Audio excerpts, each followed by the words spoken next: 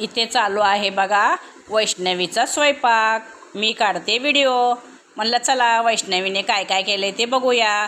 सर्वांचं जेवण पण झालं बघा. मुलं मिस्टर वगैरे जेवण करून दुकानी डबे वगैरे दिले. आता मी आणि वैष्णवी जेवायचं राहिलो. म्हणलं चला व्हिडिओ काढून नंतर जेवायला बसावं म्हणून वैष्णवीने अशी हिरव्या मिरच्याची भेंडी केली. शिवांशला मिठाची काढली बघा. आणि चपात्या वगैरे करून घेऊन नंतरनं मला भाकरी लागते म्हणून भाकरी टाकत होती. भात केलेला आहे.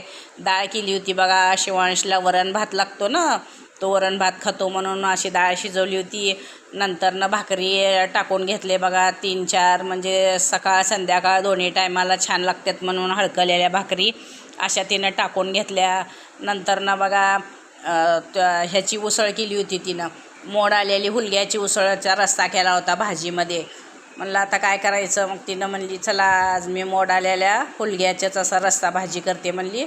आणि खायला पण पौष्टिक पण असतात आणि चवीला पण खूप छान लागतात म्हणून तिनं करते आठवड्यातनं एकदा. असे कडधान्य पण खाणं गरजेचं आहे ना शरीराला, म्हणून भाज्यासोबत भेंडी, नंतरनं हे उसळ, भाकरी, चपाती, वरण भात असा आहे बघा मग आमच्या जेवणाचा बेत आजचा.